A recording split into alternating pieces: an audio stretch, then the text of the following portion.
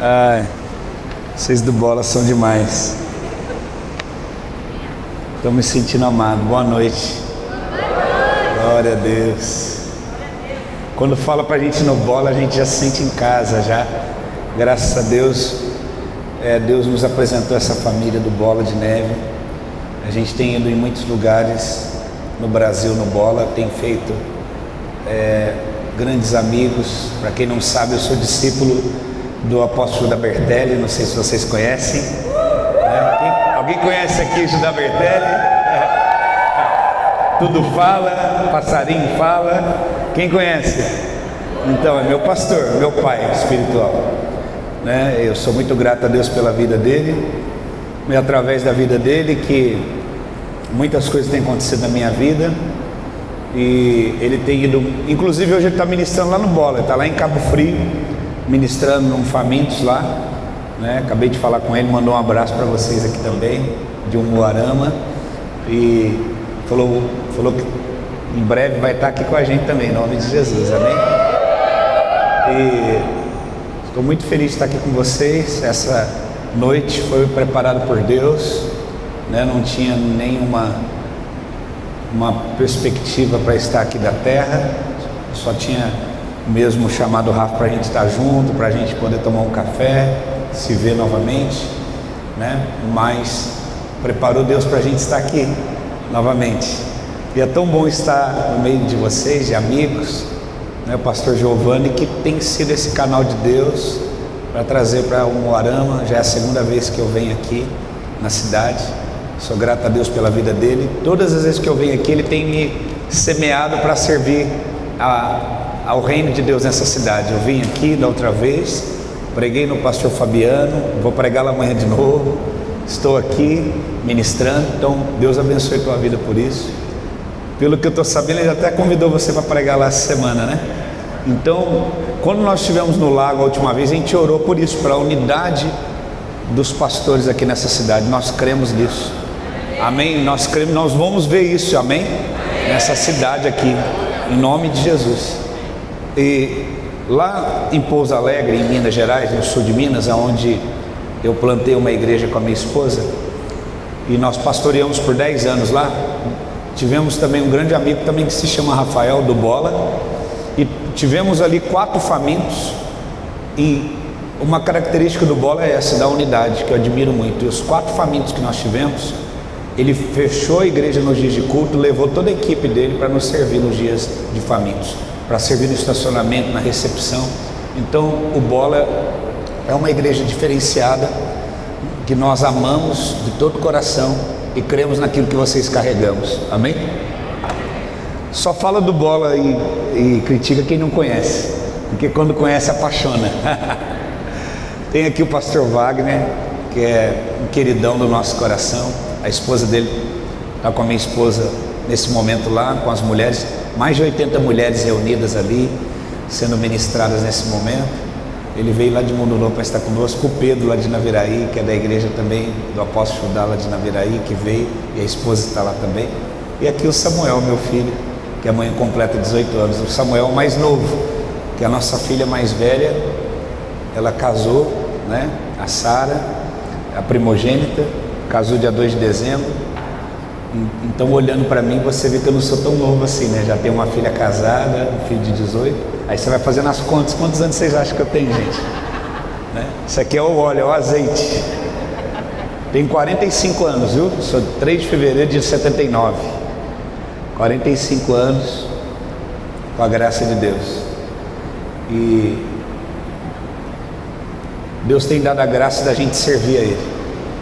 Eu tive a minha primeira experiência com o Espírito Santo entre 8 e 9 anos de idade. E foi a primeira vez. Como é que chama aquele óculos agora da Apple lá? Que saiu? Hã? Apple Vision. Eu já tenho desse já desde os 9 anos de idade já. O meu Apple Vision começou com 9 anos de idade. Quando eu cheguei num culto, numa casa, nós éramos da Assembleia de Deus. E havia um culto numa casa, meu pai falou, vamos num culto na casa do irmão Didi. O apelido do irmão era Didi. Nós chegamos na casa do irmão Didi, eu olhei assim e falei, ué, mas cadê o telhado da casa do irmão Didi? Não tinha telhado. porque o telhado tinha sumido. E eu vi anjos subindo e descendo. Eu pensei, meu Deus, eu fiquei doido, não é possível, o que está acontecendo? E quando eu entrei na casa do irmão Didi, tinha as paredes, tinha tudo e não tinha o telhado. Eu olhei para cima, os anjos subindo e descendo, e de repente eu comecei a subir junto com os anjos. Quando eu olhei, eu estava lá em cima e meu corpo estava lá embaixo. E eu não conseguia mexer meu corpo lá embaixo. Falei, o que está acontecendo comigo? Eu estava lá em cima e o meu corpo lá embaixo. E eu subi para os céus e ali vi coisas tremendas. E quando eu voltei para o meu corpo, né? Porque nós temos, diga comigo, duas naturezas. Fala, a natureza humana, a natureza espiritual. Falei, depois do pecado, a terceira natureza, a carnal. Mas fala assim, quando eu vivo a natureza do espírito, eu neutralizo a natureza carnal. Então ali eu recebi a minha natureza espiritual. Quando ele fala para Nicodemos, né? É necessário nascer de novo. Ontem eu falei para os pastores, né? Que quando nós recebemos essa verdadeira identidade, nós nascemos, né? De novo. Nós recebemos ali a identidade do céu e o propósito para qual nós fomos criados. E ali eu tive a minha primeira experiência com o Espírito Santo. E quando eu voltei, eu achei que tinha passado 5 minutos, mas tinha passado mais de 1 hora, o culto já tinha acabado, todo mundo estava me esperando voltar. E eu comecei a falar com eles, eu achei que eu estava falando em português, eu estava falando em línguas, e eu estava entendendo tudo que eu estava falando, porque eu tinha recebido a interpretação das línguas. Então eu recebi visão, eu recebi línguas e interpretação de línguas, tudo naquele dia, com a graça de Deus. E ali em diante eu comecei a caminhar com o Espírito Santo e ter comunhão com Ele, com 9 anos de idade, 8 anos de idade, nessa faixa. E está disponível para mim e para vocês. Amém? Lá em Jeremias, no capítulo 1 de Jeremias, fala algo muito interessante que tem a ver com o propósito de Deus para mim e para você. Eu quero ler alguns textos com você, porque tem algo que Deus está pedindo para mim falar aqui hoje. Quando eu cheguei aqui, eu olhei e eu vi algo que eu quero falar para você. Jeremias capítulo 1. Se puder colocar aqui, é possível? Eu estou usando a versão NAA. Se não tiver essa, você coloca a mais aproximada, por favor. No versículo número 4 de Jeremias 1, 4, olha o que diz. E depois eu vou te falar o que Deus mostrou para mim quando eu olhei para vocês. Amém? A palavra do Senhor veio a mim dizendo, pode passar, próximo versículo. Antes de formá-lo no ventre, eu escolhi. Eu o escolhi. E antes de você nascer, eu o separei, o designei profeta das nações. Pode deixar o texto, por favor, fixado. Eu o consagrei e constituí profeta das nações. Na minha versão fala, antes de formá-lo no ventre materno, eu já o conhecia. Essa palavra conhecia, no original, é a mesma palavra para gerar.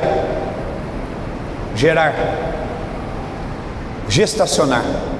O que eu entendo, eu e você? Antes de formá-lo no ventre, eu escolhi. Antes de você nascer, eu te separei e designei. Na versão original, ele está dizendo assim, antes de você ser gerado no ventre da sua mãe, eu gerei você. Quantos aqui acham que é importante você honrar e valorizar a sua mãe? Porque você veio do ventre dela, concorda comigo?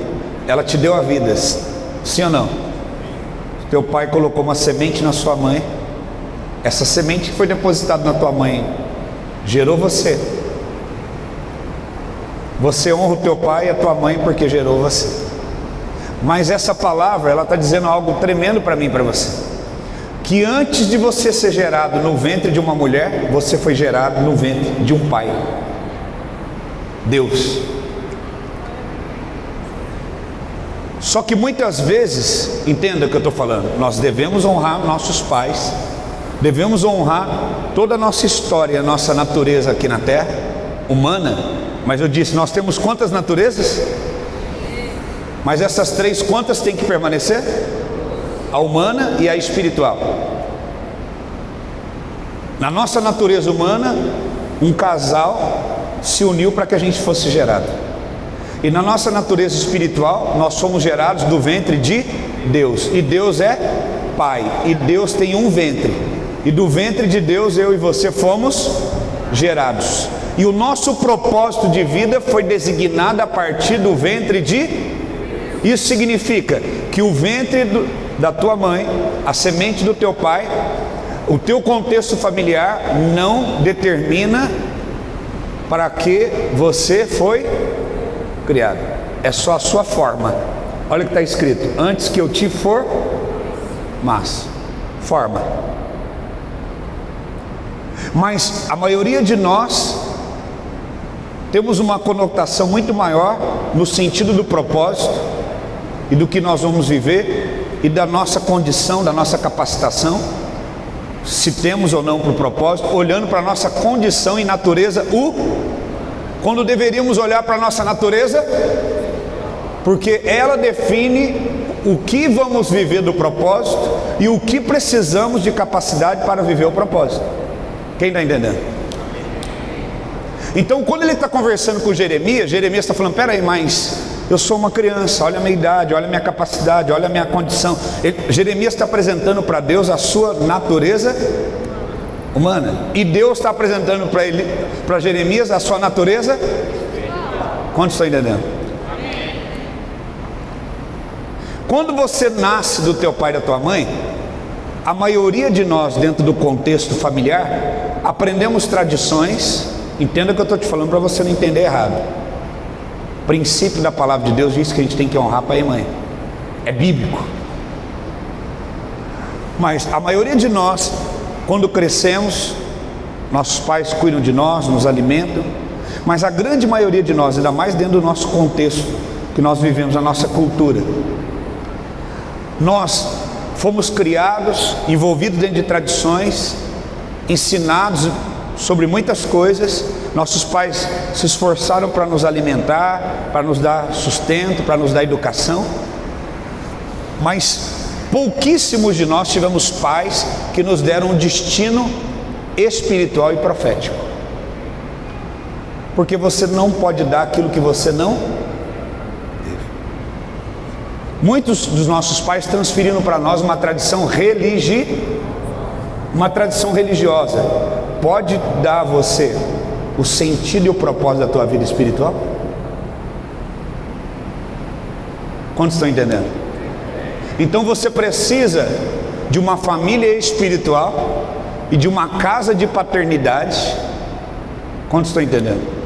Aonde você tem um encontro com Deus, onde você é plantado, onde você é alimentado, aonde você tem pais de destino que vão destravar o seu destino profético que está guardado e reservado a você há muito tempo. Vou te dar um exemplo. Havia um homem chamado Saul. A Bíblia fala que, humanamente falando e fisicamente, da cintura para cima não tinha homem mais bonito que ele. Forte, inteligente, seu pai se orgulhava dele. E como parte da sua herança humana e física, ele tinha alguns animais, jumentas, que naquela época era valioso. Qual era a herança humana, da natureza humana de Saul? Beleza, sabedoria, força, animais para ele poder trabalhar. É o que o pai pode transferir para ele, o pai natural. E agora ele perde parte disso. E ele fala: estou perdido. O meu futuro, que estava garantido, perdi. E agora? Preciso procurar. Muitas vezes, quando você perde e está procurando aquilo, você vai encontrar de fato aquilo que você precisa achar. Não sei se você entendeu. Às vezes você precisa perder algo para encontrar o que realmente você precisa encontrar, que vai mudar o sentido da sua vida. E aí ele fala, um amigo dele fala: deixa eu te falar, daqui a pouco a gente vai acabar se perdendo também, e vai ser pior, porque vai perder as jumentas e seu pai vai perder o filho também. Vamos fazer o seguinte: tem um homem de Deus que conhece das coisas do Espírito. Agora está falando de qual natureza? E esse homem, Deus revela as coisas para ele. Se a gente for lá, Deus vai revelar para ele onde estão essas jumentas. Vamos lá, mas a gente não tem nada para dar para esse homem. Eu tenho aqui algo precioso, algumas moedas, algo assim precioso, vamos presentear esse homem. Então vamos lá. Quando ele chega, esse homem chamado Samuel, profeta, um dia antes Deus já tinha falado para ele quem era Saul.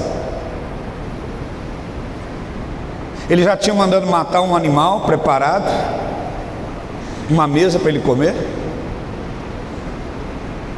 Quem conhece essa história toda? Por isso que eu estou contando, para a gente ganhar tempo. E ele fala: olha, Saul, eu já sei quem você é, eu já te vi. Como você já me viu? Já te vi. E outra coisa, fica tranquilo que as jumentas já foram encontradas, manda teus amigos voltarem, que o meu negócio é com você. E ninguém vai sentar nessa mesa aqui enquanto você não sentar, que essa mesa foi preparada tudo melhor para você. E aquele homem que estava procurando a sua herança da terra, o seu destino da terra, naquele dia foi destravado o seu destino espírito e profético. Olha para o teu irmão do teu lado e fala: você precisa de alguém que destrave a sua identidade espiritual e seu destino espiritual. Fala: você será pai, mãe, que vai destravar destinos espirituais de pessoas. As pessoas vão chegar para você, aqui é célula, trabalho com célula, é isso? Na tua célula, talvez, eu preciso restaurar meu casamento. Ela está procurando o quê? A jumenta a jumenta dela talvez é o casamento, a jumenta dela talvez é o emprego, a jumenta dela talvez é o filho que está nas drogas. Mas na verdade o que ela precisa?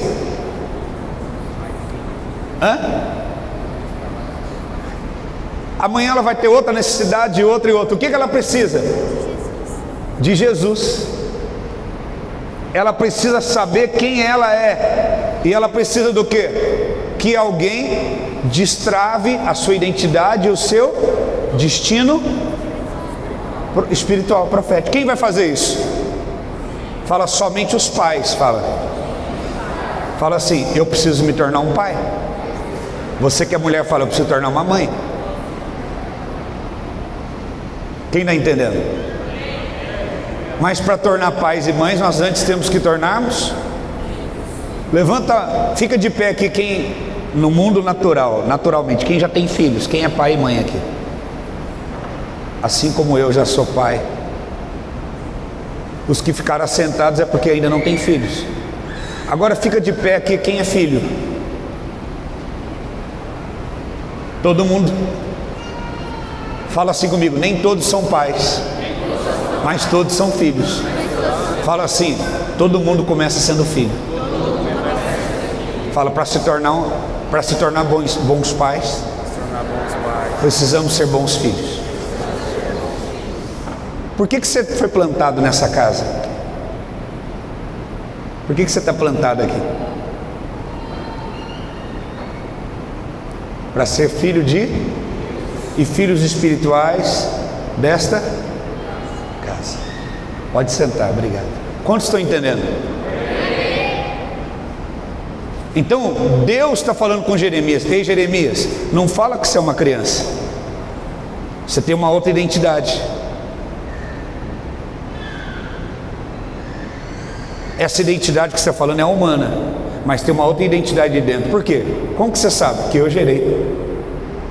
Antes de você ser formado no ventre da tua mãe, antes, você foi gerado de mim. Eu tenho uma identidade, eu te constituí para isso, eu te capacitei para isso, eu sei o que eu depositei em você. Isso é muito forte. O que Isaías fala? O Deus que te criou, ó Jacó. Aí você pensa em Jacó, alguém falho, alguém que mente, alguém que deturpa, alguém que se veste para parecer com o irmão, mente para o pai, porque é obstinado, que é a benção. Mas o Deus que te formou Israel. O que é isso? A sua natureza criacional, Jacó, mas a tua natureza no encontro com Deus, no Espírito, se tornou outra pessoa, Israel.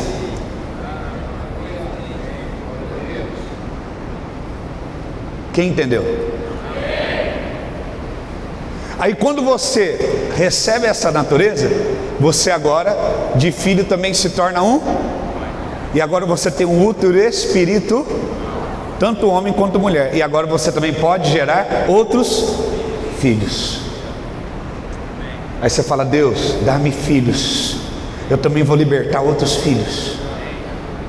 Aí você passa na rua, vê aquelas jovens sentadas assim, bebendo.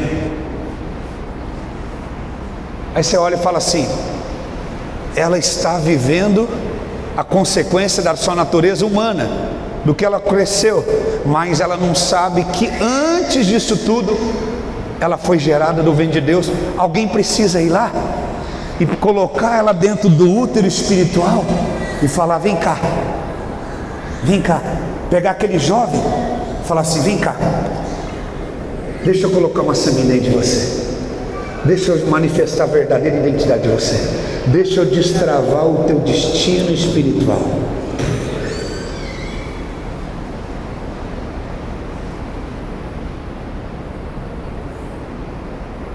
Se eu fosse colocar um tema dessa mensagem, seria: o que você está gerando? Olha para você, olha aqui, pergunta assim: o que eu estou gerando? Pastor, mas o que você está falando? Havia uma menina de 16 anos, os olhos do Senhor estavam procurando. Pam, pam, pam, pam, pam, pam, pam, pam, pam. Ele procurou uma mulher adulta, madura. Ele procurou uma mulher que tinha talvez um corpo que pudesse amamentar adequadamente. Ele procurou uma mulher que tinha capacidade. O que ele falou? Eu vou procurar alguém que anda em santidade, alguém que está disposta a fazer a minha vontade. Olha para o teu irmão e fala assim: o que você está gerando? Coloca para mim Lucas capítulo 1, versículo 27. Lucas 1, 27. Quantas Marias? Quando eu falo no feminino, mas não é no feminino, tá? Quando eu falo de Maria, serve para mim, para você, hoje. Quem que vai ser Maria hoje? Quem quer gerar Jesus para alguém? Quem quer gerar Jesus hoje para algum arama? Lucas 1, 27, olha o que diz: uma virgem prometida em casamento a um certo homem chamado José, descendente de Davi. O nome da virgem era Maria. Pode passar, por favor. O anjo, aproximando-se dela, disse: alegre-se, agraciada, o Senhor está com você. O Senhor está com você. O Senhor está com você. O Senhor está com você. Pode passar. Maria ficou perturbada com essas palavras, pensando o que poderia significar essa saudação. Mas o anjo disse: não tenha medo, Maria, você foi agraciada por Deus. Você ficará grávida e dará à luz um filho, colocará o nome de Jesus.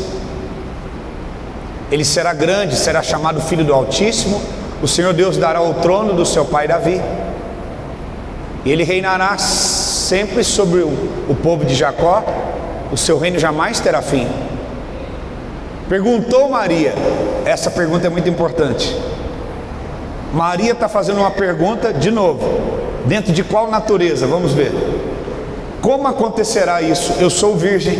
Qual a pergunta dela, irmãos? Está ligada. Veja como sempre a gente tem a mesma atitude quando Deus nos confia algo. Ela está fazendo uma pergunta dentro de qual natureza? Humana. Como é que eu vou me engravidar se eu não tive contato sexual com nenhum homem? Eu sou virgem. Você vê que a maioria das coisas que Deus deposita e confia em nós, nada tem a ver com a nossa capacidade humana. Ah, mas eu não tenho dinheiro. Ah, mas eu não fui criado numa família cristã desde o início. Ah, mas minha família não é uma família de pastores. Ah, se eu tivesse nascido na família do apóstolo Rina, seria tão diferente a minha história.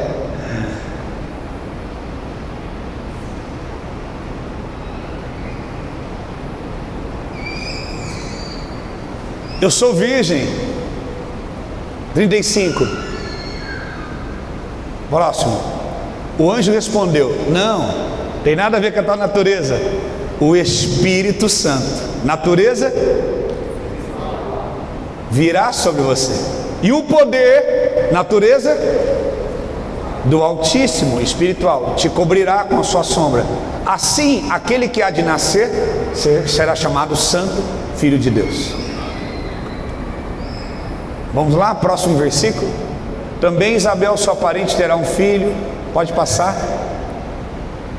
Pode passar.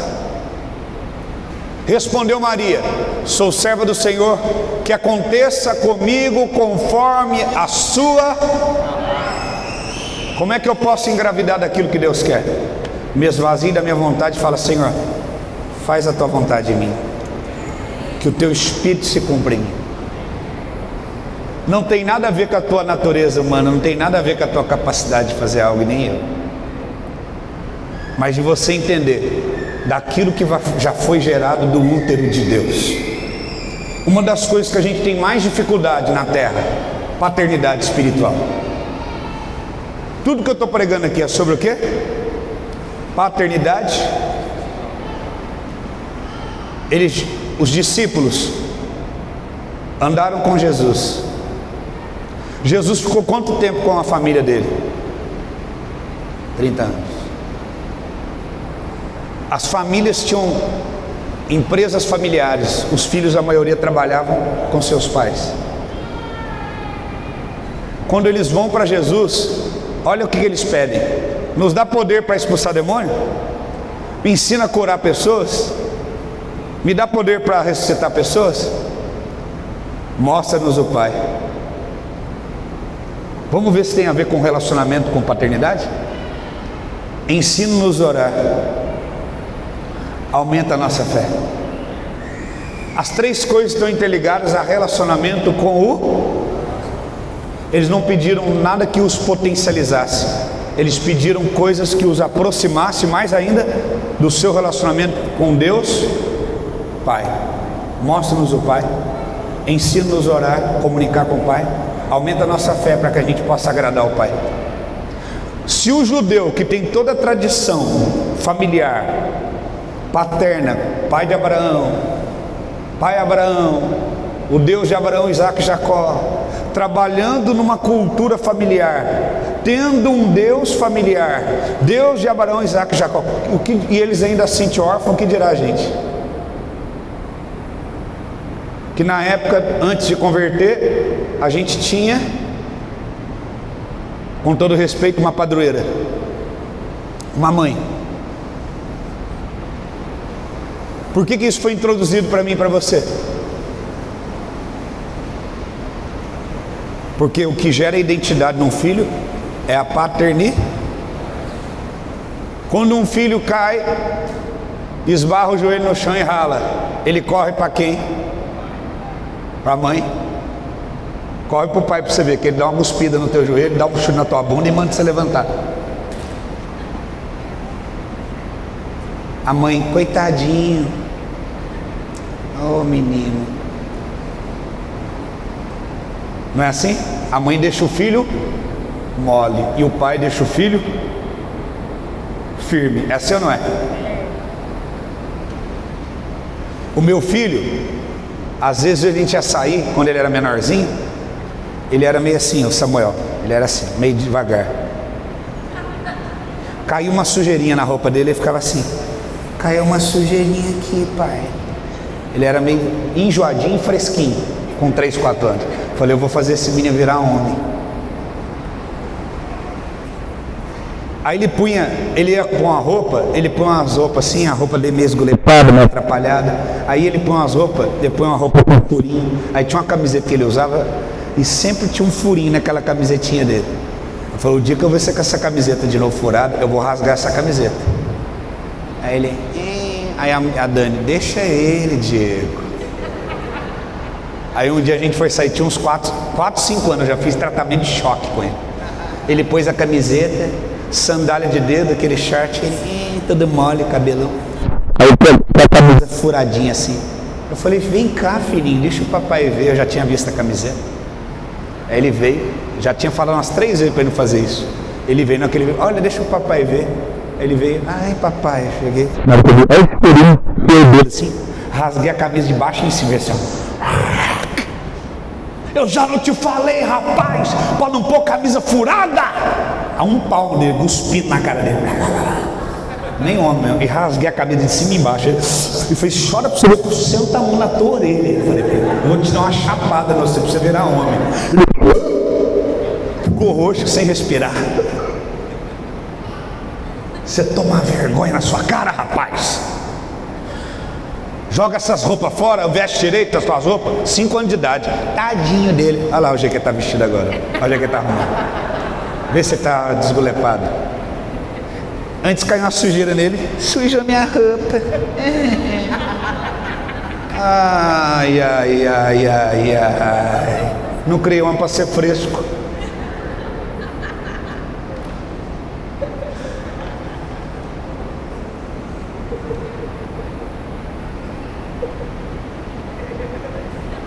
Agora ele vai lá, ele sabe quem que passou a roupa dele agora hoje para vir para cá. Ele tem um ferrinho portátil, ele passa a roupa dele. Olha lá. Quando cai uma sujeirinha na roupa dele, ele lava. Ele leva a buchinha e limpa o tênis dele.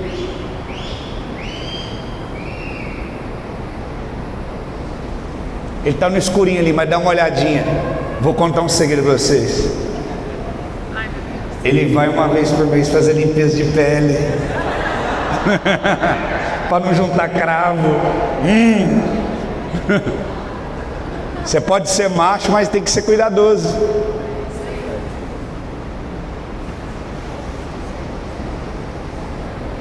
Ele está no escurinho, não dá para ver, mas vou contar mais uma. Esse dia eu estava juntando assim, que nem taturando assim, ó. Que ele é que nem eu, a sobrancelha. Ele limpou a sobrancelha na linha. Na linha.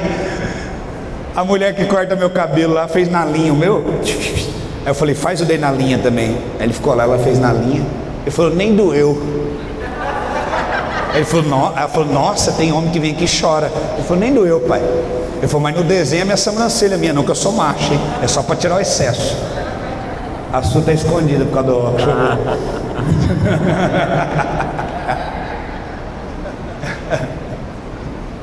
Então o pai, o que ele faz? Ele põe dentro do filho sementes. Ele vai gerando. Eu lembro de um filho de um pastor de uma grande denominação. E ele vinha em Belo Horizonte ficar comigo. Quando ele voltava lá, ele desviava. Para ele não dar problema lá na sede, eles mandavam ele para Belo Horizonte. Ele ficava comigo na igreja. Ele chorava e falava assim, sabe o que eu mais queria? Que meu pai me corrigisse. Eu chego nas madrugadas das baladas, e meu pai olha para mim e não fala nada. E eu faço isso porque eu quero que ele me corrija. Mas ele está mais preocupado com a reputação dele, porque ele é líder da denominação, do que me corrigir. Ele não me ama. Fala, cara, ele te ama, para com isso. Mas aquilo me marcou, ouvir aquele jovem falar isso. Ele falou, se meu pai me corrigisse, eu ia para a igreja e ia ficar firme. Eu queria que ele me corrigisse, que ele colocasse limite.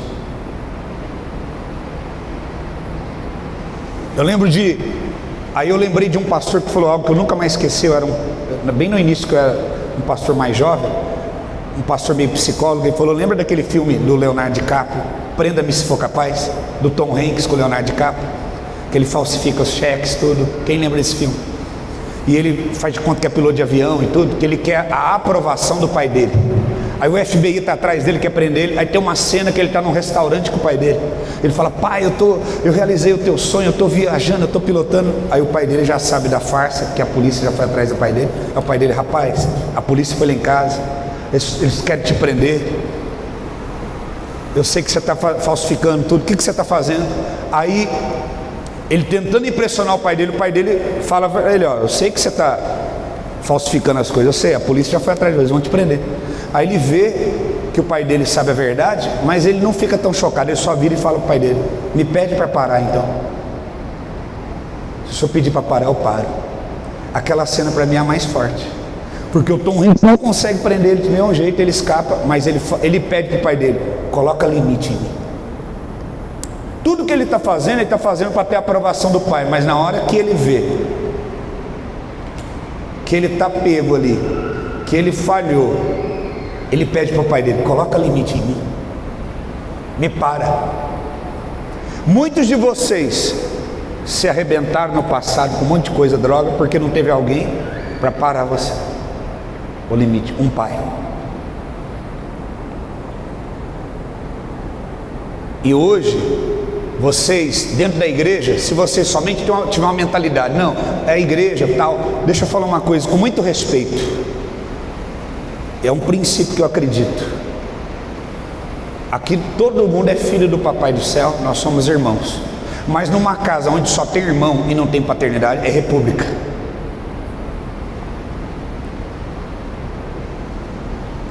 República, todo mundo faz o que quer. Não, todo mundo é irmão, legal. Tem que ser estabelecido paternidade.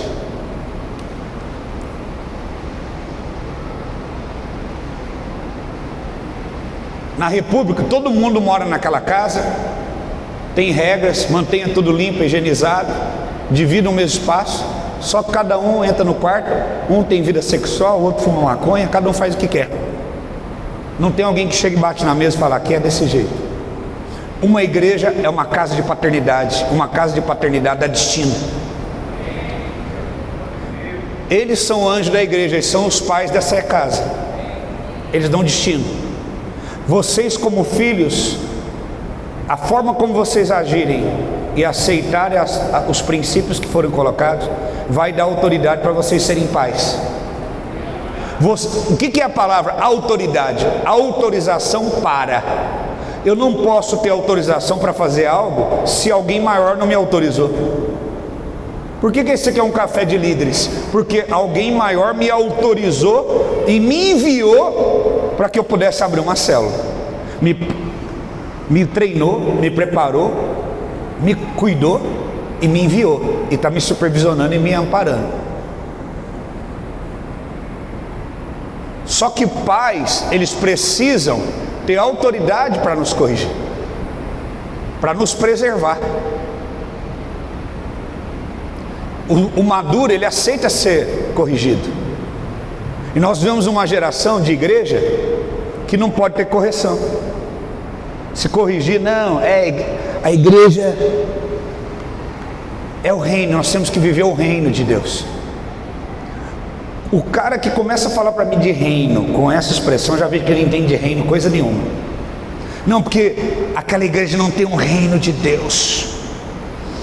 Eles querem mandar na minha vida. Vamos lá, primeira coisa, reino fala que tem um rei. Se tem um rei, tem alguém que manda. Primeira coisa, você não faz o que você quer. Então não use a palavra reino para você fazer o que você quer, que você já está errado. Primeira coisa, reino possui um, e quem for contra o rei está fora. Não tem democracia no reino. Segundo, um reino ele tem princípios. Você tem que obedecer os princípios. Sim ou não? Então não vem falar de reino para mim. Tem que viver o reino.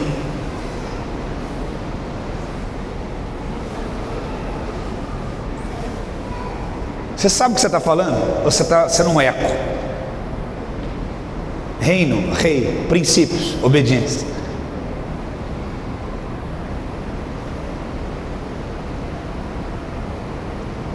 Quem está entendendo? Então, casa de paternidade. A maioria de nós temos problema com paternidade. Quer ver? Eu vou te dar um exemplo, eu quero que você pense. Você vai só pensar. Se eu falar com você, Davi e Jessé. Jessé foi pai de Davi. Quem lembra? Qual é a primeira coisa que vem na tua mente?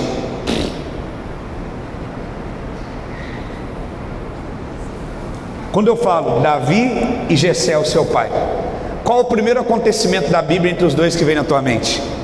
Vamos ver se eu acertei.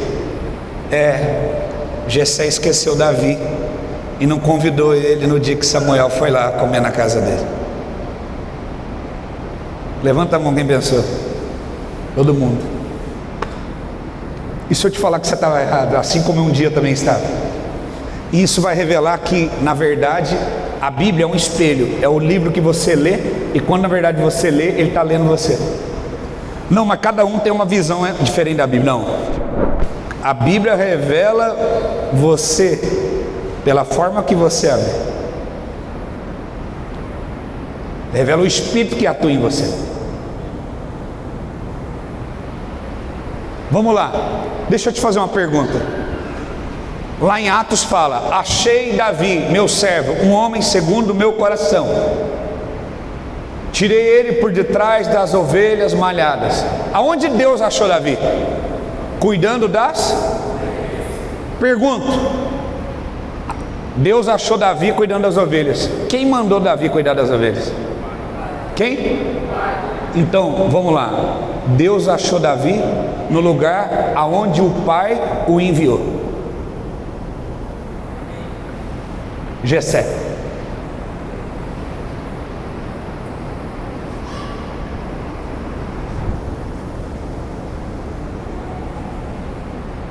Davi, fica aqui, tá?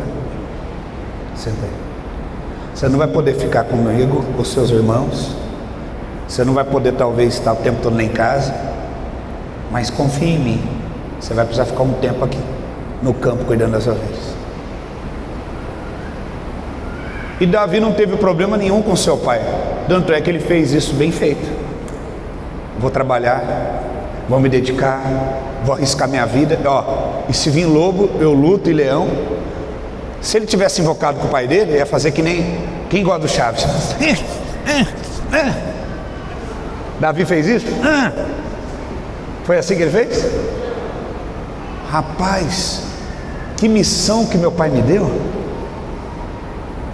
E se vir um leão e um urso, e a Bíblia fala que ele ficou cuidando das ovelhas malhadas. O que é ovelha malhada?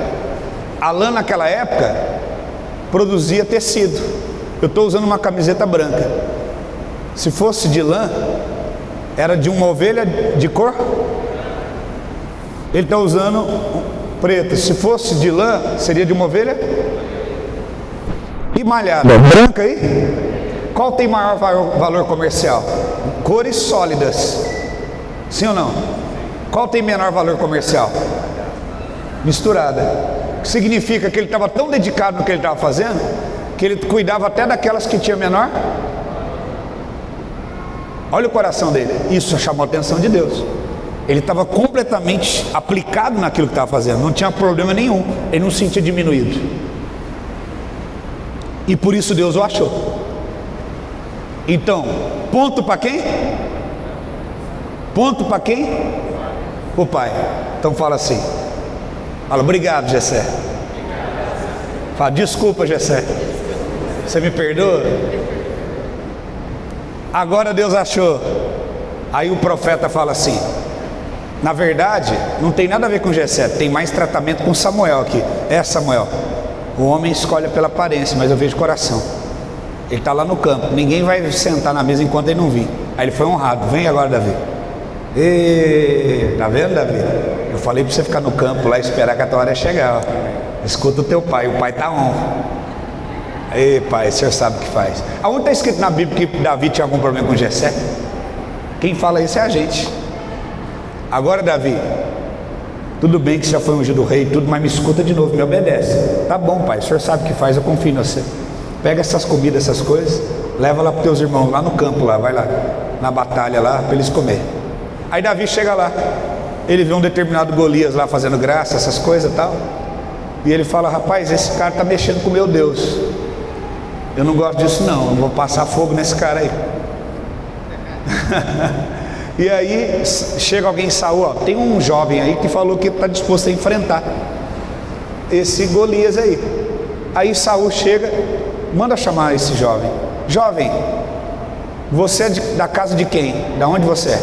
Até Saul, sem o Espírito de Deus e sem a unção, não é louco de enviar alguém para uma missão, embora ele estava desesperado, precisando de alguém para enfrentar Golias, sem saber quem era o pai, porque você nunca passa por cima pegando a habilidade de alguém sem saber da sua paternidade.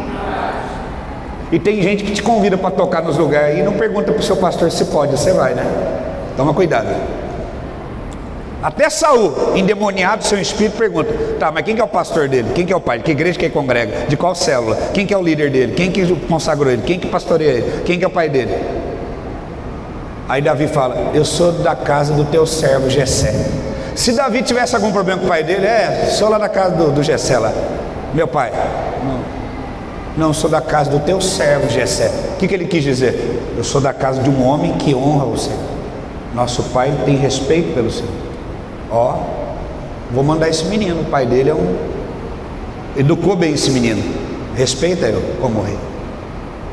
Pode ir, vai lá enfrentar. Ele vai lá e ganha, é promovido. De novo, quem mandou ele para o lugar certo? Jessé. Pede perdão para Jessé de novo, ele está lá no céu esperando você pedir perdão. Olha lá para ele e fala: Jessé, vai, olha para o céu, vai Jessé, pai de Davi, perdoa nós. Obrigado, vamos aplaudir. Aleluia. Então, rebobinando a fita.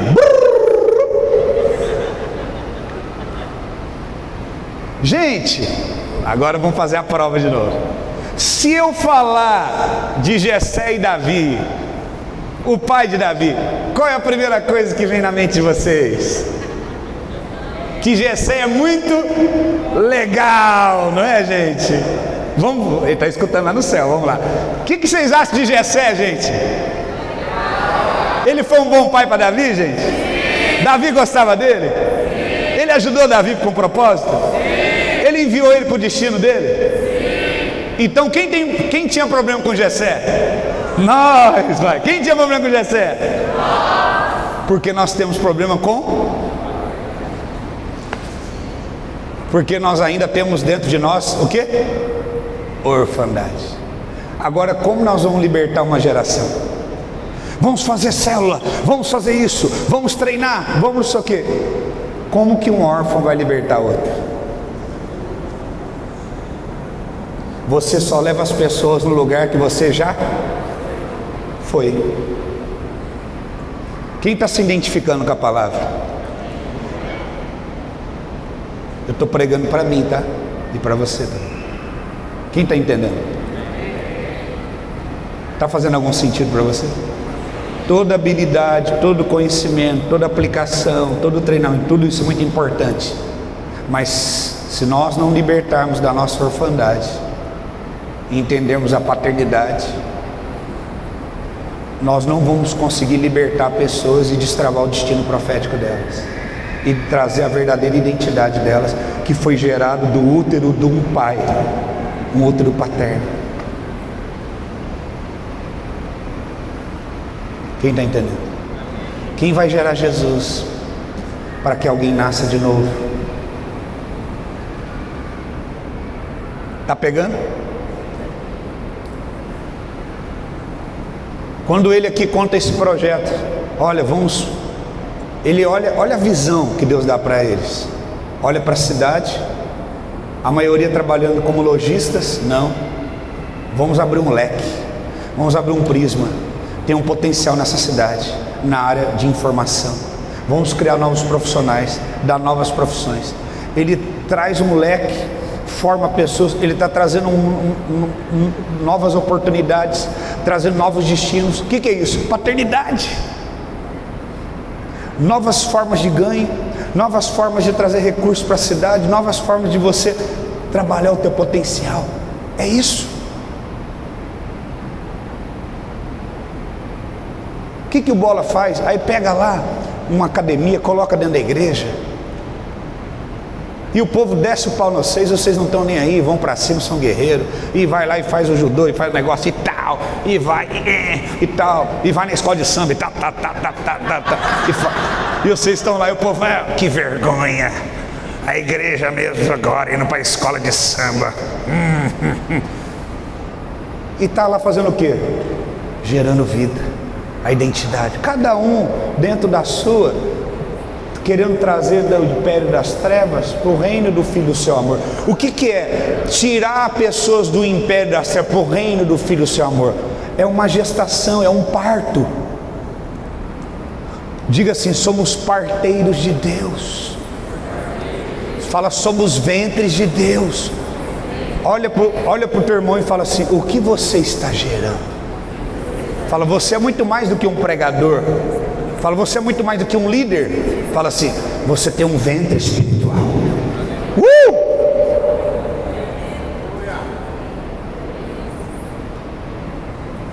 Você tem um ventre, você tem um útero. Use esse útero lá na universidade, use lá na empresa. O que você vai usar com esse útero que Deus te deu? Você é um pai.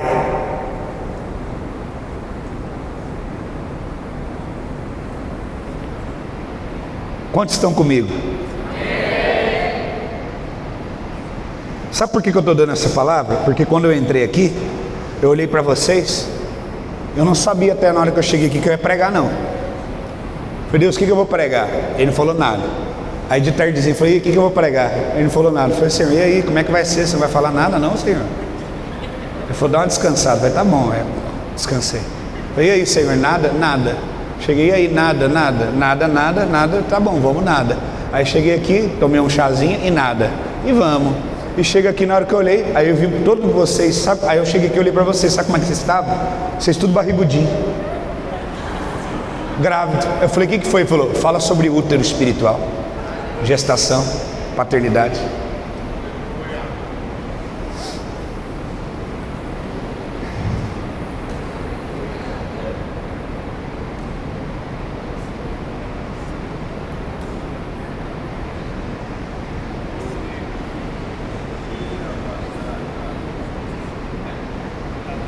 Olha o que fala 1 Coríntios 4,15. Deus está gerando algo novo nos céus dessa cidade, desde ontem. 1 Coríntios 4,15. Embora possam ter 10 mil tutores. O que é um tutor?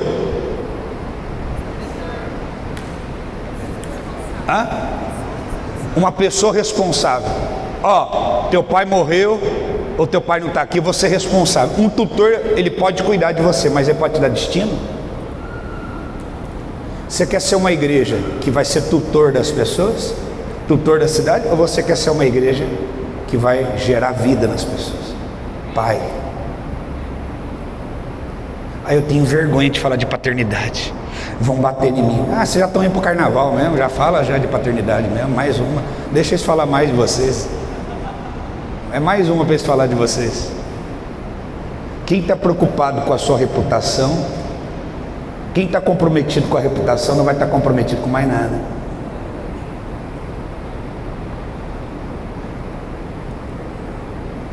Não se crucificam pessoas legais. Pare de procurar querer agradar as pessoas. Agrade a Deus.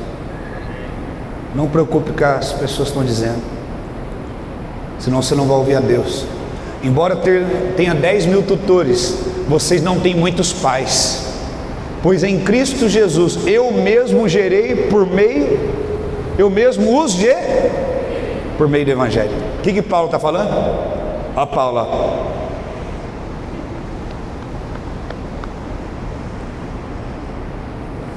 Você sente dores de parto? Quando você passa na rua, você vê um mendigo, você sente dor? Aí você chega no pastor: pastor, escuta o que eu estou te falando, nós temos que fazer um projeto para moradores de rua. Rapaz, o pastor já está fazendo programador, já está... Quem está grávido é você, rapaz. Você quer passar tua dor para ele? Vai você fazer alguma coisa, já está fazendo muita coisa já. Você quer que ele engravida do que você está grávida? Pede a bênção dele como pai, pede para ele te enviar e vai você. A tua dor é a tua gestação.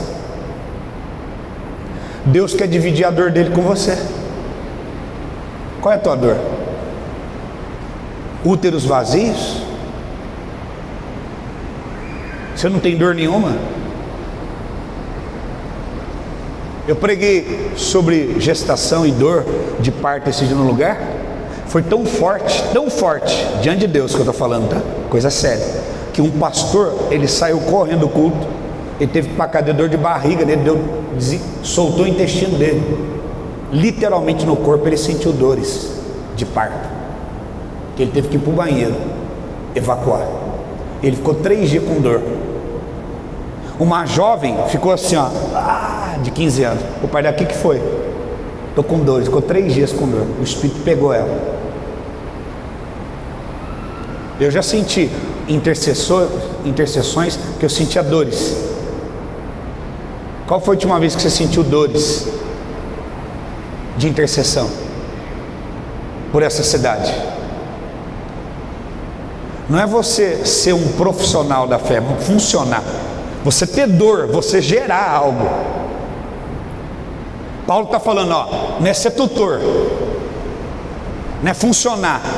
Ah, vem cá, irmãos, eu sou do ministério tal, nós estamos aqui te recebendo, seja bem-vindo em nome de Jesus. Fica tão assim, bem feito o negocinho, vocês são tão bem treinados, eu admiro vocês, mas toma cuidado para não funcionar e perder a sensibilidade, porque uma prótese funciona, mas ela não tem sensibilidade.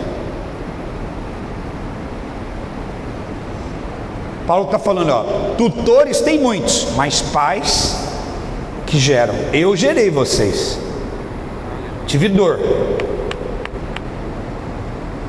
Tem pessoas que a vida dela vai ser transformada quando você gerar ela na dor, você chorar por ela. Você chora quando alguém humilha você, você chora quando alguém da igreja pisou na bola com você. Você já chorou por alguém porque ela ainda não converteu, que ela vem na igreja, vem nos cultos, mas é carnal ainda, não tem a natureza de Deus? Você tem que chorar por ela, porque você hoje é crente porque um dia alguém chorou por você. Aqui, ó, essa barriguinha, e essa aqui, ó, sentiu dores por você. Ó, igual ele estava falando para mim, meu sonho era morar perto da praia, ou numa cidade grande igual Maringá e Tarará. Vai para Moarama. Jesus, dor de parto. Hoje ele ama a cidade, mas ele veio para cá porque ele queria vir para cá? Deus colocou a dor da cidade neles. Isso é ser pai.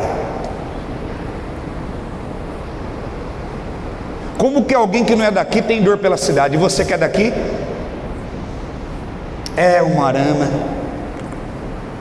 Essa cidade não sei não, as coisas não vão para frente. E esse shopping? E o trânsito? O povo aqui é assim, não. Comece a falar da cidade aquilo que você quer gerar e não aquilo que você está vendo. Ame essa cidade é tua. Eu sou profeta, eu não sou daqui, eu amo a cidade, você não ama a tua cidade? Começa a gerar a tua cidade, chorar por ela.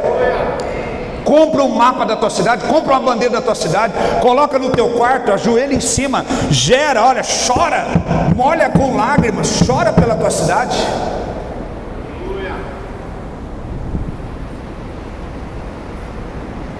Faz um cerco de Jericó, até os católicos fazem isso, cerco de Jericó a gente não faz. Faz 7 voltas em cima da Câmara de Vereadores, faz 7 voltas em volta da prefeitura a pé, descalço, de madrugada. Vai ser até no Jornal da Cidade. O que é isso? Chama a polícia. Tem uns loucos 3 horas da manhã dando 7 voltas em volta da prefeitura. O que é isso? Eles querem tomar a cidade? Não, estão orando, tocando os céus da cidade. Vai ler Ezequiel, que fala sobre os atalaias, sobre os muros. Quem que está guardando os muros da cidade de noite? Você está dormindo. E os pais de santo estão batendo tambor, os fins de semana estão trabalhando, enchendo os céus da cidade. E quem que está guardando os céus naquela hora? Ninguém.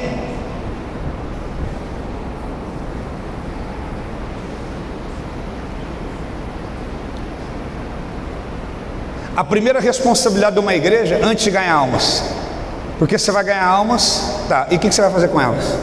Vai dar destino profético para elas como? Se você não toca os céus. A primeira responsabilidade de uma igreja para uma cidade é tocar os céus daquela cidade e guardar os céus daquela cidade. É a primeira. Uma igreja que não toca os céus de uma cidade e não guarda os céus de uma cidade, não é digna de ganhar almas da cidade. O que ele fala? Se tiver um justo naquela cidade, eu salvo ela. E teve cidades que ele não achou um justo. Por quê? Não tinha uma pessoa que tocasse os céus daquela cidade para que houvesse genuína transformação. Um grupo de gente reunida não é igreja. Igreja é reconhecida por Deus quem toca o trono. Primeiro serviço de uma igreja não é tocar pessoas, é tocar o trono, é tocar Deus. Porque quando você toca Deus, Deus toca pessoas. E ele acrescentava aqueles que tinham que vir. Atos. Você quer uma ferramenta de evangelismo? Eu não sou contra evangelizar, tá? Deixar bem claro. E eu sei que vocês são exímios evangelistas. A maior ferramenta de evangelismo: tocar os céus. Quer alguém mais evangelista que Deus? Quer alguém que quer mais ganhar almas do que Deus? Toca os céus, jejua e ora e busca Deus. Ele vai mandar pessoas. A igreja de Atos, quem mandava as pessoas? E o povo da igreja fazia o quê? Buscava a glória de Deus, a presença de Deus. Tocava os céus, grávido dos céus. Toca os céus da sua cidade. O que os céus da sua cidade precisam? Quais os principados que precisam ser destronados? Você trabalha de cima para baixo. Ao homem não será dado coisa alguma se do céu. Então fala para o teu irmão: tudo que você precisa e eu preciso tem que descer.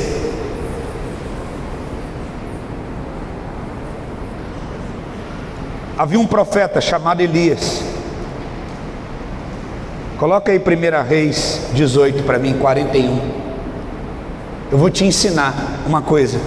Para mim essa palavra é muito forte. Da última vez que eu preguei deu até azia em mim. Azia, de verdade. Havia um homem chamado Acabe, e ele começou a se envolver com uma mulher chamada Jezabel. E ela levantou 850 profetas, 450 de Baal, 400 de Astarote. Começou a levantar altares. Os profetas começaram a ficar com medo da mesa dela. Um peitou ela e falou: vou guardar os céus de Israel, não vou permitir que Israel perca aquilo que já foi conquistado. Deixa eu te ensinar uma coisa. O que define a conquista de território de uma cidade é altares. Altar demarca territórios. Quem tem mais altar tem mais conquista de território. Fala: quem tem altar governa territórios. Então, se os nossos inimigos estão levantando altares, eles estão conquistando territórios. E a Bíblia diz o quê? Que as portas do inferno não prevalecerão contra a igreja. Nós temos que derrubar as portas que o inferno já estabeleceu e estabelecer as nossas. Portas está falando de portais espirituais. Esse texto não está falando que o inferno está vindo para cima e que não vai resistir a gente. Está falando da gente derrubar os portais do inferno e estabelecer os nossos. Conquistar territórios. Então nós temos que estabelecer altares. Elias entendeu isso. Vamos derrubar o altar deles. Vamos construir um altar aqui. O Deus que responder por fogo, esse aqui é Deus. Vamos lá. E Deus manda fogo do céu. As escamas caem. E eles falam: mate esses falsos profetas. Os 850 profetas são mortos.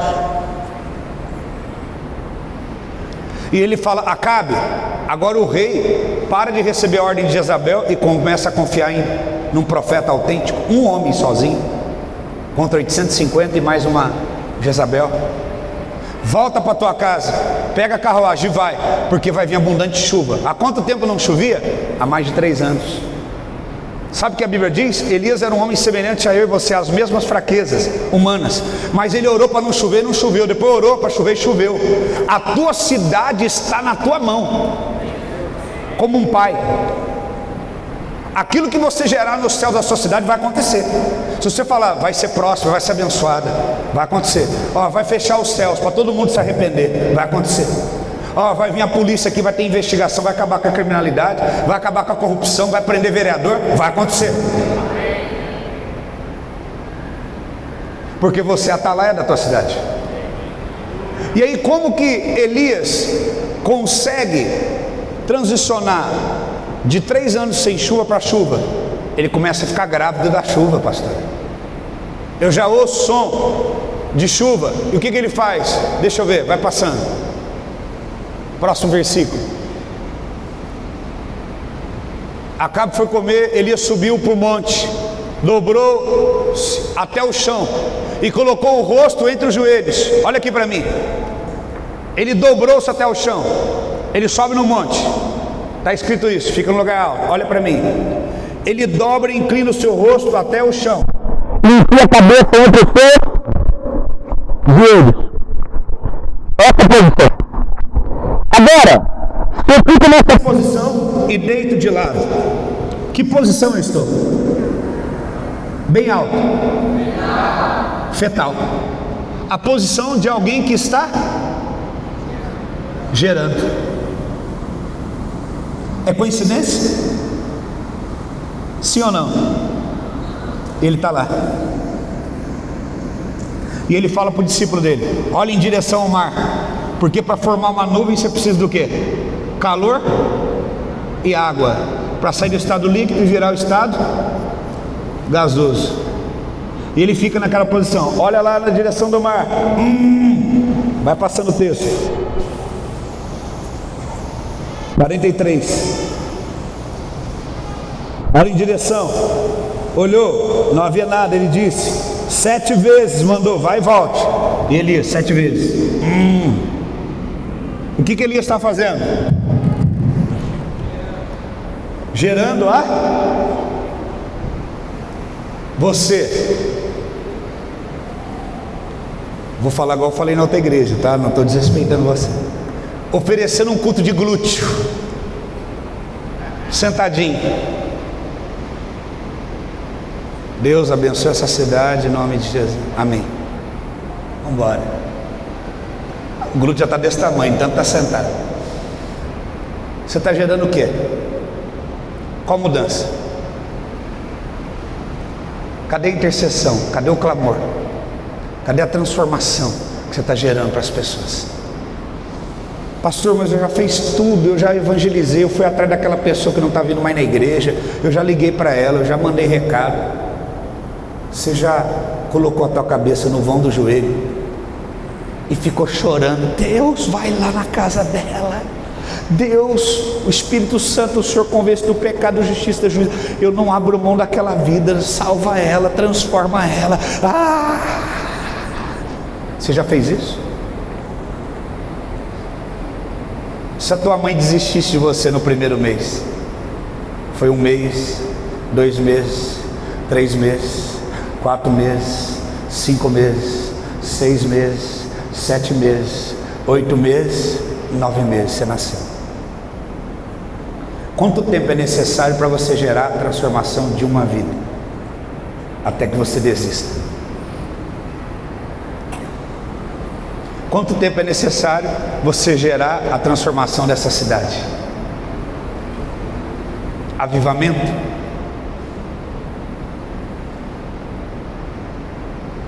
Ou vocês querem viver mais, ser mais uma igreja na cidade? Ou quer viver algo que nunca aconteceu na cidade? Eu creio que nós queremos viver algo que nunca aconteceu. Então a gente vai ter que fazer algo que nunca ninguém fez. Vai ter que dar para Deus algo que nunca ninguém. Billy Graham, e eu já fui lá, lá em Londres, colocou os joelhos lá na casa de John Wesley, no lugar que ele ajoelhava. Ele falou: Deus, faz de novo. Me dá o que John Wesley, me dá o que o Senhor deu para John Wesley. Aí ele ouviu Deus falando para Billy Graham. Deus falou para Billy Graham: então me dá o que John Wesley me deu.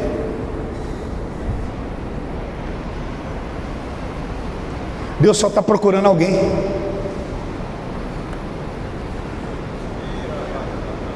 Ele só está procurando alguém.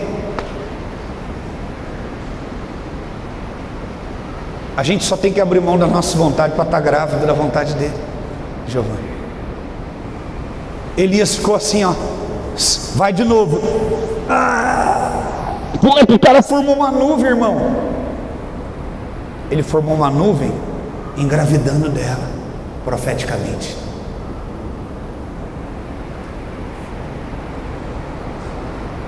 Chorando. Falou para Acabe: pode ir que você vai ver, tem profeta aqui, rapaz. Ele: Deus, por favor, não deixa a tua palavra ser envergonhada. Se esse homem não vê chover, ele não vai acreditar no Senhor, né? Nem menina não vai acreditar no Senhor. Aí Israel está perdido e Jezabel vai vir para cima da gente.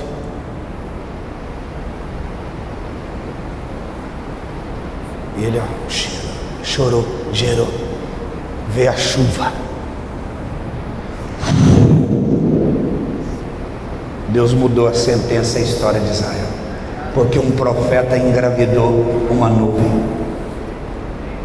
Já estou vendo agora o que? Uma nuvem do tamanho da mão de um homem. Ele, opa, tá bom, tem um embrião já, tá tudo certo, a parada está resolvida. Deus entrou. Não é por força nem por violência, é pelo Espírito. Você lutou tanto na tua força, luta no Espírito. Vai, gera, clame, ore, busque pela tua cidade, pelos teus amigos, pela tua célula. Evan Roberts, Senhor, me dá um coração quebrantado, me dá um coração quebrantado, me dá um coração, me dá, transforma. A oração dele foi incendiando, um jovem, outros jovens, aí o cara estava no bar, não, eu não posso beber, o que está acontecendo comigo? Começou todo mundo a se arrepender, confissão de pecado. Vai ler a história do avivamento do País de Gales, eu fui lá. Sabe o que aconteceu? Eles eram mineradores, trabalhavam em minas de carvão. As minas eram buracos tão pequenos que eles usavam pôneis para poder entrar lá para tirar carvão. Lugar muito frio, eles usavam carvão para poder aquecer do frio, para poder energia. Os caras bebiam, abusavam das mulheres, batiam nas mulheres, batiam no pônei, nos cavalinhos. Aí eles converteram, já leu sobre isso? Eles converteram, quando eles converteram, os caras estão quebrantados, que eles não batiam mais nos cavalinhos. Olha que história espetacular. Aí os cavalinhos pararam de obedecer a eles, porque a vida toda só foi debaixo do... Sabe o que eles tiveram que fazer? Libertar aqueles cavalinhos e comprar outros, porque aqueles que foram treinados debaixo daquela... Antes deles converter, debaixo daquela agressividade deles, agora não sabiam trabalhar debaixo da doçura deles que estavam convertidos. Até os animais foram abençoados com a conversão deles. Aí os animais não obedeciam, porque eles não batiam, e os animais, se não batesse, não carregava a carga, porque a vida toda aprendeu apanhando. Eles tiveram que libertar aqueles animais, não serviu mais para o serviço, comprar novos animais e treinar, agora sem bater, para fazer o serviço de tirar a carga. O que a Bíblia fala? Isso é bíblico.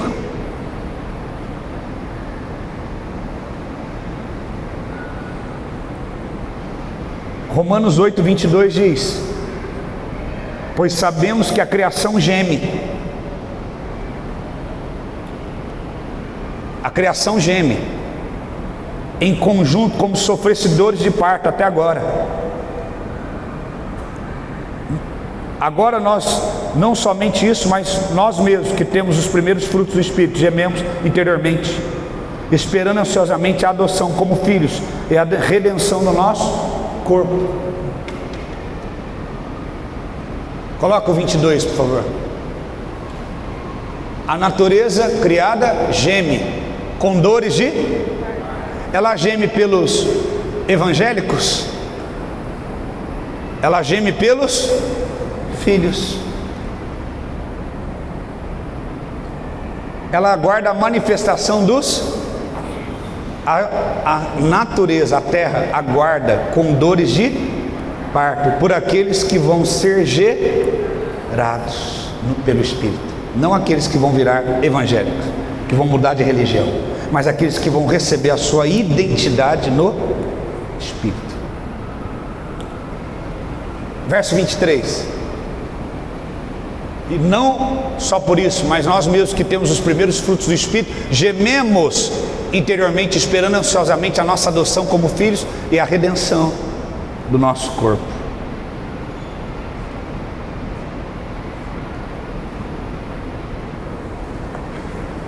Deus quer colocar algo dentro de você hoje, para você gerar algo. Que essa palavra seja uma palavra como uma flecha, que vai colocar algo dentro de você. Esse é o desejo de Deus. mais do que uma pregação, ela vem como uma flecha. Você precisa entender sobre essa questão da paternidade, você precisa fazer as pazes com a paternidade de Deus. Não misturar a questão da falta ou ausência da paternidade da terra. Os teus pastores não estão aqui para suprir uma ausência da paternidade da terra. Primeira coisa que o apóstolo Dá fez comigo, que mudou minha vida, ele falou: eu desligo você da busca do pai herói. Eu não vou ser o pai que você não teve, senão você vai ficar frustrado comigo. Muitos de nós queremos que o nosso pastor, nosso apóstolo, seja para nós o que o nosso pai não foi. E aí ele falou: te desliga e te ligo no trono de Deus. Deus vai te suprir naquilo que teu pai não pôde suprir. E eu, como um pai espiritual, ativo você e potencializo você para o propósito. O meu papel é potencializar e destravar o teu destino espiritual. Então vocês serão como Samuéis, que vão destravar os destinos proféticos dos Davis e dos Saús. Davi, ele teve 2 profetas importantes na vida dele: Samuel, que ungiu, e Natã, que com a correção estabeleceu e permaneceu. Nós precisamos de pais que nos dão destino. Uma flecha não voa sem um arco e sem um guerreiro. O que fala no livro de Romanos, para me encerrar? Como ouvirão se não há quem pregue? E como pregarão se não há quem envie? Não há pregação sem envio. A envio está na paternidade. Vocês precisam ser filhos e vocês precisam se tornar pais. Primeira coisa, vocês precisam perdoar os seus pais naturais e receber a natureza espiritual, a paternidade de Deus. Deus, como Jeremias, o que o Senhor gerou dentro do teu útero para mim? Meu pai pode ter falhado comigo e tudo tal, mas qual é o propósito que está guardado para mim desde antes da fundação do mundo? É isso que eu sou, isso que eu vou viver. E toda vez que Satanás fala: mas o teu pai é isso, teu pai te abandonou, teu pai é um prostituto, o teu pai é aquilo, teu pai... meu pai é tudo isso. Eu amo meu pai, vou honrar meu pai, respeitar meu pai, porque sem ele eu não tinha nascido. Ele é a semente que foi colocada na minha mãe, eu nasci e tal. Mas eu não sou aquilo que o meu pai fez ou deixou de fazer. Eu sou aquilo que o meu pai do céu falou que eu sou. Como ele falou para Jeremias: mas o meu pai ainda não é crente, não é convertido. Honra o teu pai, porque sem o teu pai você não estava vivo. Ele te deu a vida, Deus usou ele como um canal para você estar na terra. Porém, o que define você não é quem o teu pai é. O que define você é o que Deus gerou no ventre dele. Acabou. Fala assim para você mesmo, fala: eu sou livre de repetir ou de ser escravo daquilo que o meu pai é. Eu sou livre, porque na verdade a palavra de Deus me garante, como apóstolo acabou de pregar, que antes de eu ser gerado no ventre da minha mãe, eu fui gerado do ventre de Deus. E o que define quem eu sou, o que vou viver e qual é o meu propósito, é o ventre de Deus e não o ventre da terra. Eu amo meu pai da terra, eu amo minha mãe da terra, sou grato a eles por ter sido o canal por qual eu nasci, mas eu sou livre para viver a totalidade dos sonhos e do propósito de Deus, para viver aquilo que Deus já gerou. Não depende da minha capacidade humana, mas daquilo que Deus gerou na minha identidade e natureza espiritual. Diga: eu creio. A partir de hoje eu faço essa confissão pela fé, e eu aceito e tomo posse, e a partir de hoje vou gastar meus dias para viver essa palavra. Aplauda Jesus.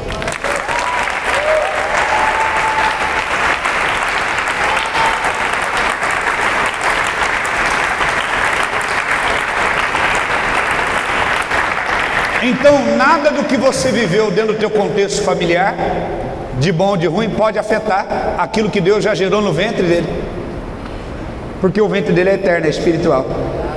Acabou. É fé. Diga fé. É. Acabou.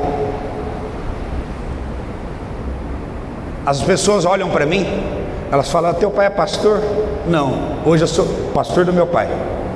E teu avô? Não, meu avô era dono de um prostíbulo. Só para você ter uma ideia. E aí? Elas ficam tentando fazer conta. Ah, então vamos parar por aí, né? E a minha mãe? Era freira. Ah, então tá. Não adianta, gente. Eu estou aprendendo inglês e espanhol agora. Eu já fui em 24 países. Eu não tenho faculdade.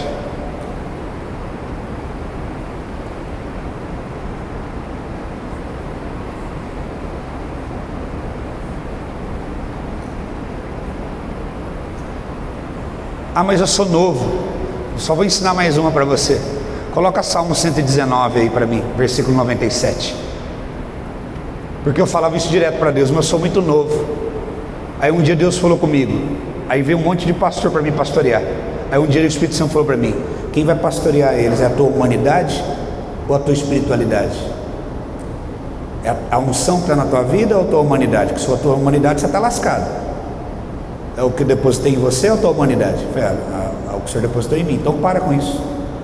Aí ele falou para mim: leia Salmo 119, 97. Eu fui ler. Como eu amo a tua lei, medito nela o dia inteiro. Isso aqui é para os novos, tá? Você que acha que é novo, você não pode ter maturidade e capacidade para pastorear e cuidar de pessoas. Próximo versículo. Os teus mandamentos me tornam mais sábio que os meus inimigos, porque estão sempre comigo. Próximo. Tenho mais discernimento do que os meus, pois medito nos teus. O próximo. Eu tenho mais entendimento do que os, porque obedeço os teus. Então fala para o teu irmão: maturidade espiritual. Fala para ele: maturidade espiritual não tem a ver com o tempo de existência, mas com prática de obediência da palavra. Ele está falando ali que você tem mais entendimento que os. Por quê? Porque você obedece a palavra.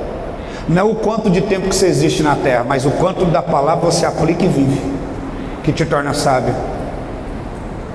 Davi, ele foi, os anciãos desceram de Jerusalém, instituíram ele sobre Israel. Maturidade da vida, as pessoas que vivem mais tempo que a gente, é impossível a gente ter mais que elas, da vida humana. Mas maturidade espiritual, Deus pode dar para uma pessoa mais nova, ela ter mais maturidade espiritual do que alguém que existiu mais tempo que ela, porque ele aplica muito mais a palavra, obedece muito mais na sua vida do que a outra pessoa. Então não vem disputar com uma pessoa porque existe mais tempo. Não é só porque você existe mais tempo que você se torna mais sábio do que a outra pessoa espiritualmente. Você tem que aplicar a palavra na tua vida. É a aplicação da palavra na tua vida que te torna sábio. O quanto dela você aplica. Então se você pega a palavra, aplica na tua vida e obedece, você pode ser mais sábio do que alguém que está mais tempo na terra que você. E você pode aconselhar ela.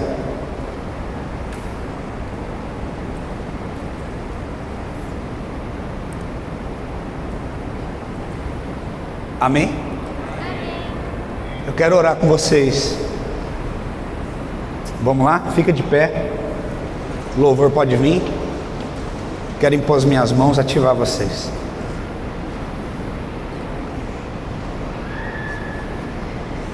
Quem foi tocado por essa palavra aí? Quem crê que essa palavra é para você? Jesus, tu és bom demais.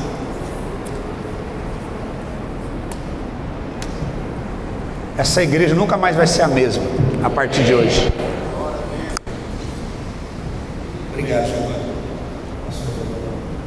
Essa cidade nunca mais vai ser a mesma.